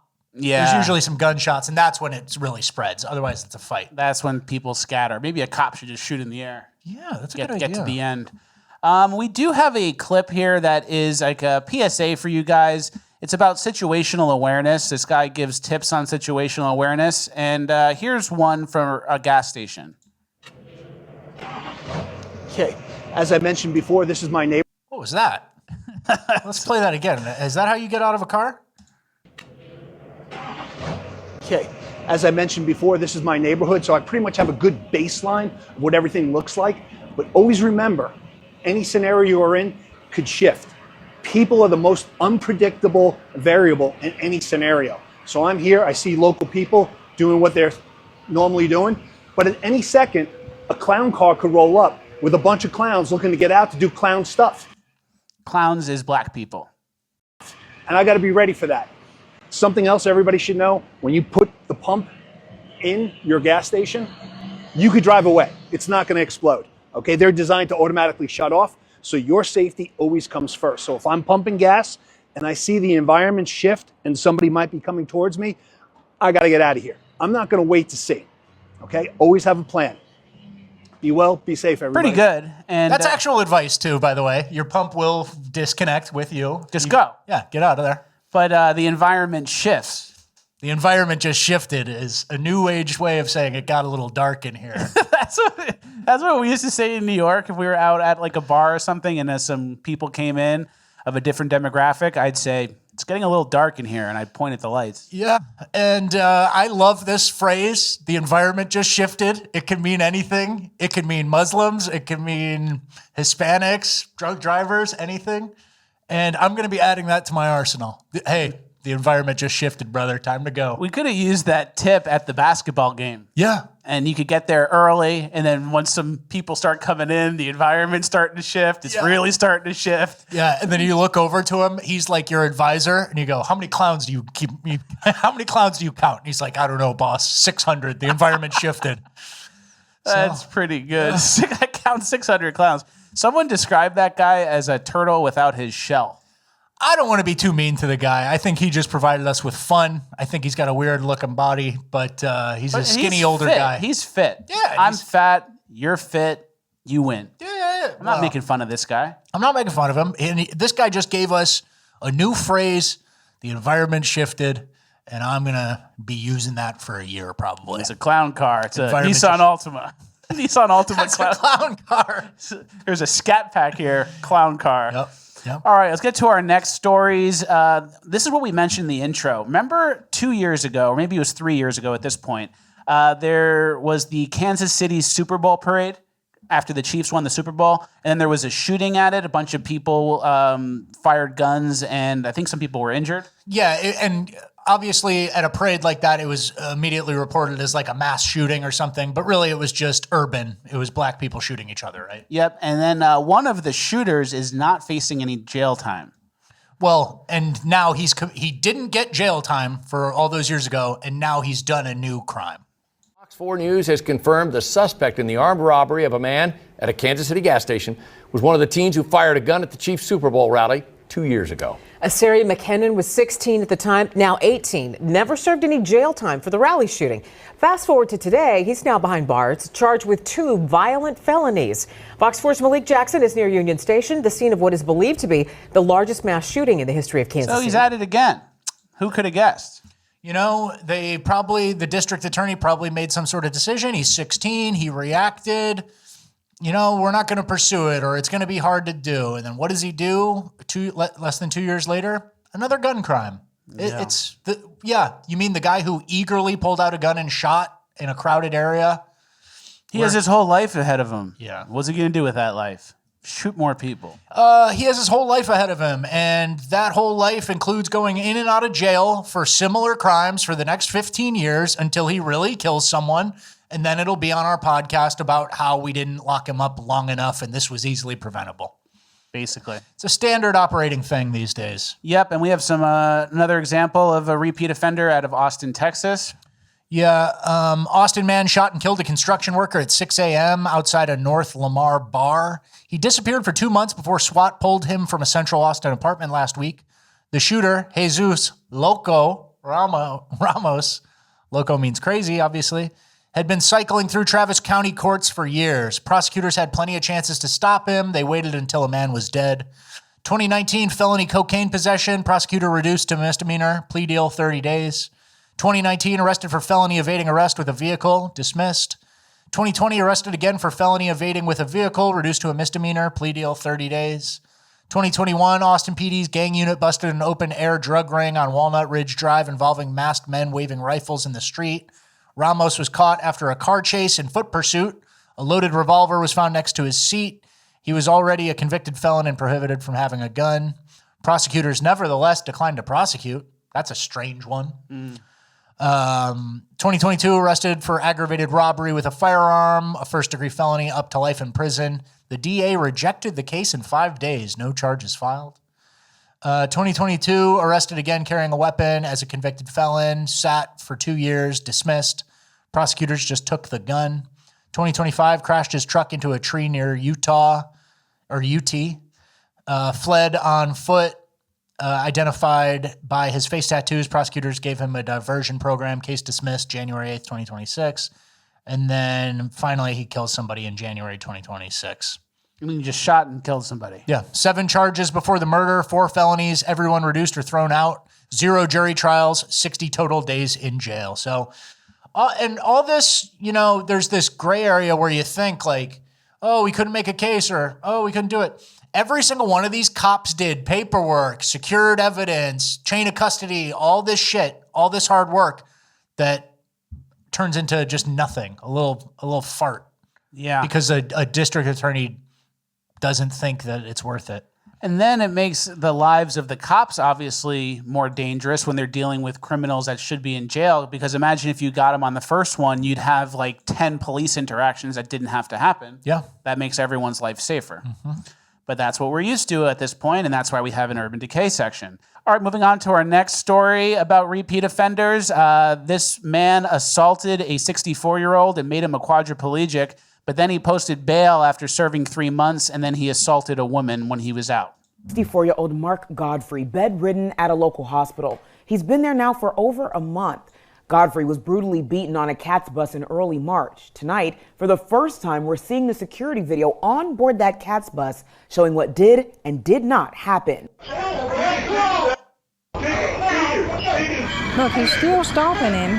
Angelia Adams watches with disgust. This video taken on board a CATS bus in March, showing her brother Mark Godfrey in what appears a confrontation with another passenger. We blurred what happens next, but it ended with Mark so badly beaten, he's now paralyzed from the shoulders down. It was horrifying. Horrifying. Yes, I just can't believe that there were so many people on the bus that did nothing. You know, nobody stood up. There you go. So this guy became a quadriplegic after this guy was stomping on his head on the public transit over some minor disagreement, I guess over a backpack is what it looked like. But so this guy is going to jail for attempted murder because he basically did. He did everything but make the guy's brain stop. And, you know, everything else doesn't work on this man's body anymore, this poor guy, because he got head stomped. And then eventually, I think the district attorney changed it from a secured to an unsecured bond, meaning you have to post less of it. This guy posted money to get out while he's awaiting trial for this like heinous crime. And then he assault on a female, gets charged. He beat up some woman so bad, like her earrings flew off or something like that. So 3 months in jail while waiting for your attempted murder charge, and you're free to go beat up a lady again. And it says the amount of the bond right there. Is that $1,500? I think that's for the next crime. Yeah, that's for the assault on a female. So it even was then- $200,000 for the attempted murder, $200,000. And it went from secured to unsecured, which I think lowers the amount that the I think you have to do defendant like 10%. has to put up. I think it's like 10%. And secured, it was 100%, and then unsecured, you go back to 10%. So he puts a I don't know the exact light rules. amount for the attempted murder, so he gets let out, and then he assaults a woman, and then he has a $1,500 bond for that. So you see a lot of common themes, right? People do the same kind of thing. These repeat offenders, they all stay, there's some variance in their crimes, but they stay in a lane. Like the illegal with a gun, we just said in Austin, he's always getting a new gun. He always has a gun. This guy is just always going to beat someone up, right?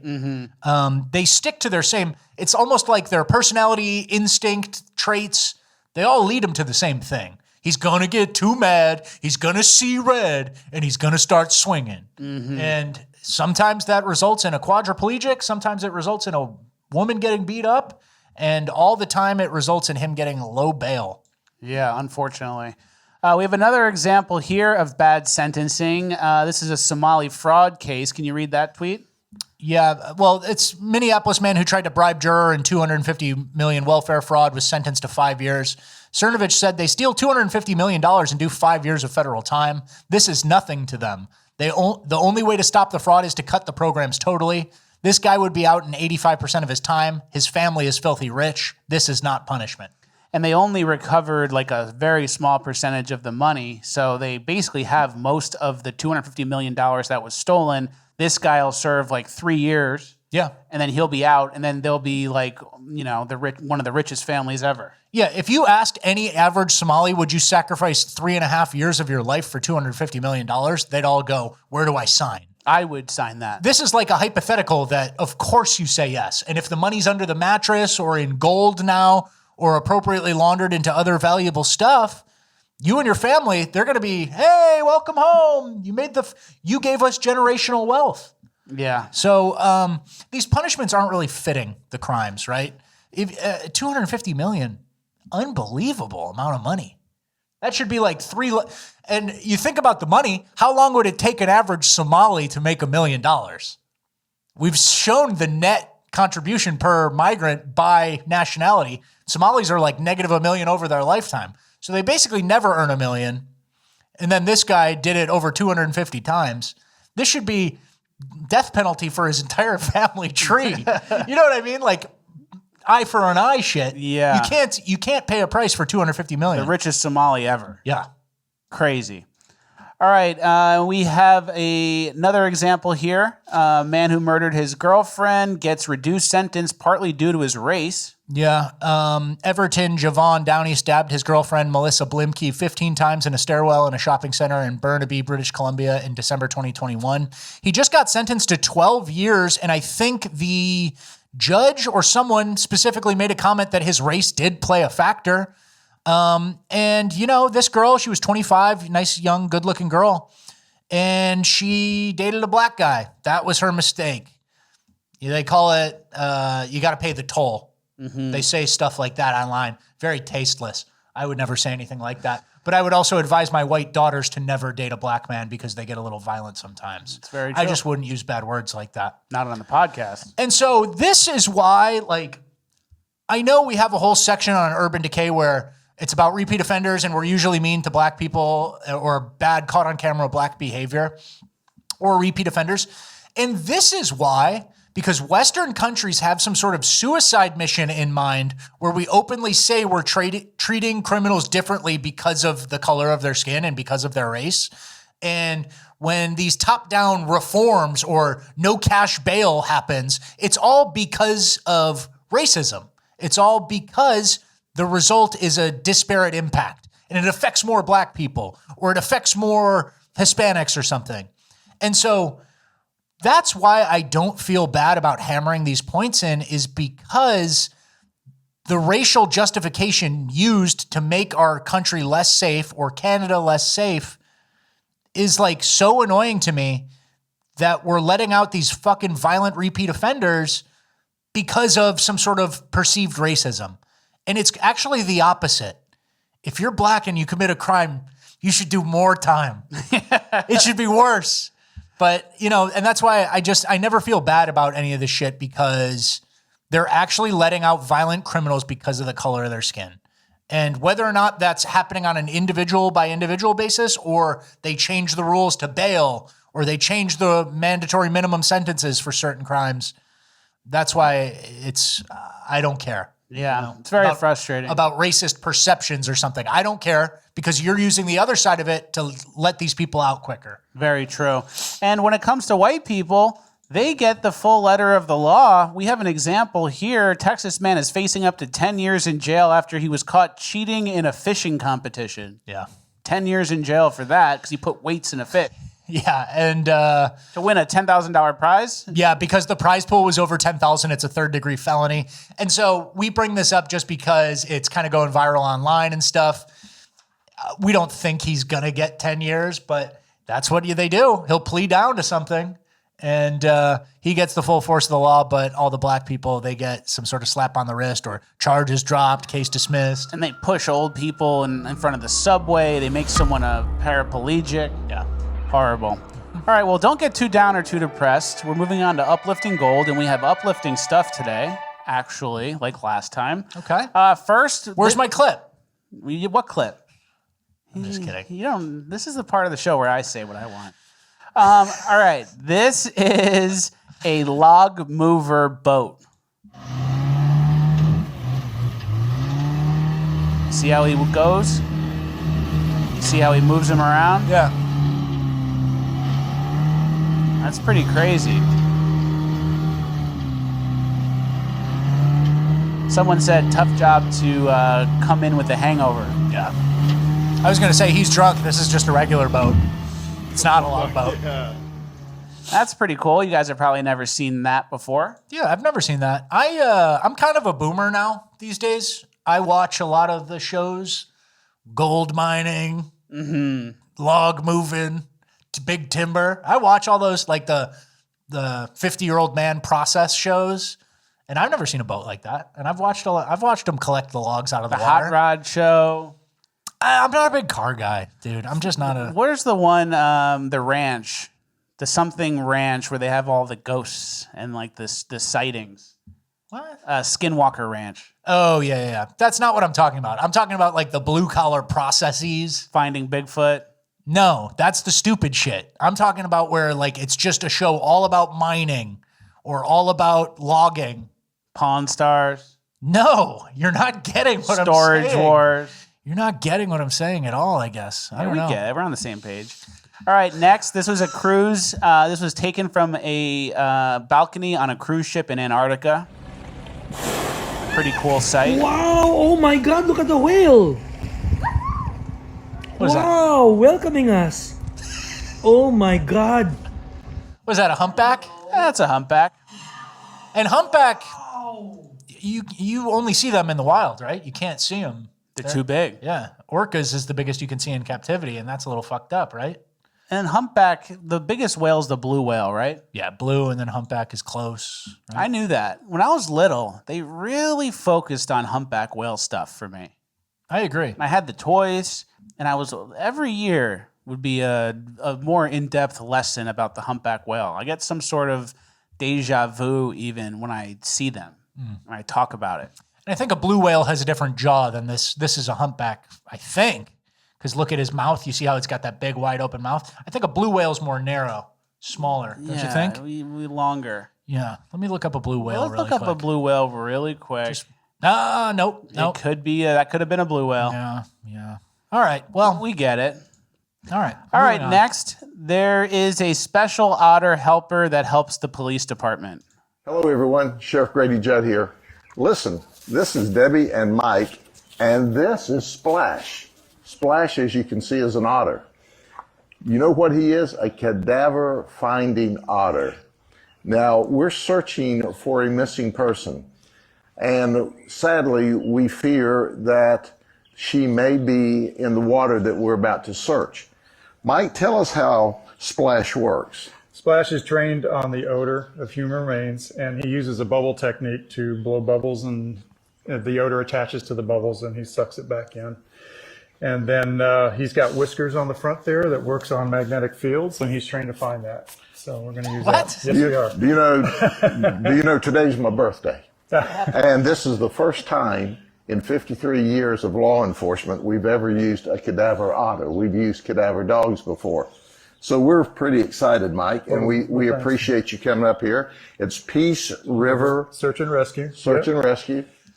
That's pretty cool. That's nice. I like that. It's, there's a cute otter here. Yeah, he's looking for a cadaver. Yeah, there's a dead girl floating face down somewhere. The otter's going to find her. And he blows bubbles out and he sucks it back in. I didn't even understand that part. I didn't get that. And his whiskers, they work with the magnetism. What? Well, it's like, oh, cool. Can he find the body or not? And it's just like, oh, cool. Yeah. But yeah, it's unfortunately a cadaver otter, but it is uplifting that otter's got a job. Yeah. You know how dogs get jobs, and if they do a job in line with their genetics, they feel good? Mm-hmm. Do you think the cadaver otter gets off on this? Does he feel like he's helping, or is he kind of just Yeah. I think anything you give a task, when they complete that task, they like it. Or they know a treat's coming or something. But he wasn't born for this. No. But he was born to go in the water. Like a and dog. all this is in the water. They're not using the cadaver otter to search a wide area of ground. He's in the river. He's in the lake. They let the otter cook. It's kind of depressing almost. I like the otter. I bet he likes it, and I bet they treat him well too, and he gets a lot of attention. Yeah. But we can't forget he's not like a dog. He doesn't think like a dog. He's a mammal. He's a little bit like a dog. I'm on team mammal. Any mammal. Me too. They're with me. All right, next. This is a scene from an old school restaurant I thought was pretty cool.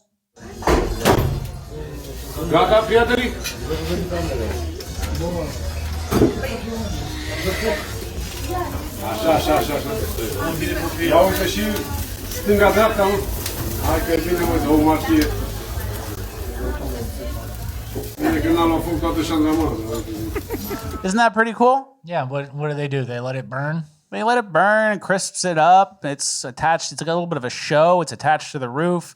Nothing bad happened. It wasn't going to, now the whole restaurant goes on fire. Environment just shifted. People are lighting up in flames There's here. a fire. With highly flammable liquid. The environment just shifted. So I thought that was pretty cool. It's nice traditions. It's nice to see traditions still alive. There you go. All right, this next match is a wrestling match. This is a crazy clip. In this clip, there's only 7. This is for the championship, I believe. There's only 7 seconds left. The guy on the left is down by 3 points, and he needs to do a takedown. The guy on the right just basically needs to stay alive for 7 seconds. Look how it plays out.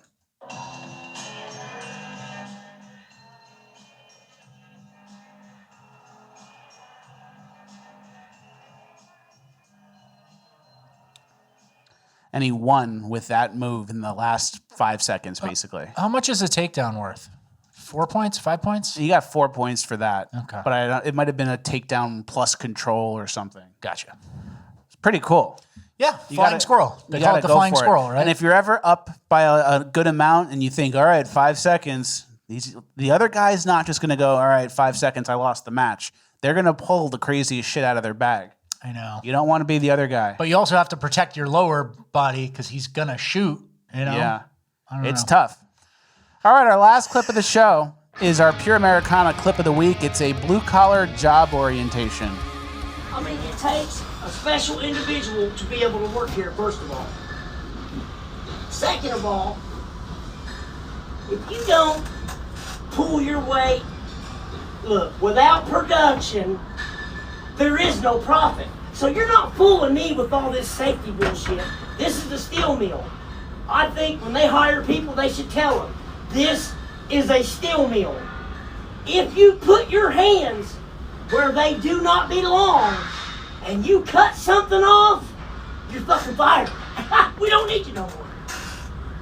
Plain and people would come here expecting to have a fatal injury if they don't watch what they're doing. Instead, they let them set up an orientation for a week and act like they're doing something. Give them $600 for sitting on their ass, and then they come, most of them, within the first week, quit. About the time they get their uniforms in, they're gone. You know what I'm saying? That's Americana. Yeah. You touch something you're not supposed to, you're going to lose your hand. Sure. All right, well, that's the end of the show. Thank you guys for watching all the way through. If you want to watch more show, we have a 30-minute bonus land dropping tomorrow at 11 a.m. on fleccastalks.com. So join us there. We have a new episode coming out tomorrow at 11 a.m. And if we don't see you there, I'm very disappointed, but we'll see you on Tuesday. Yep.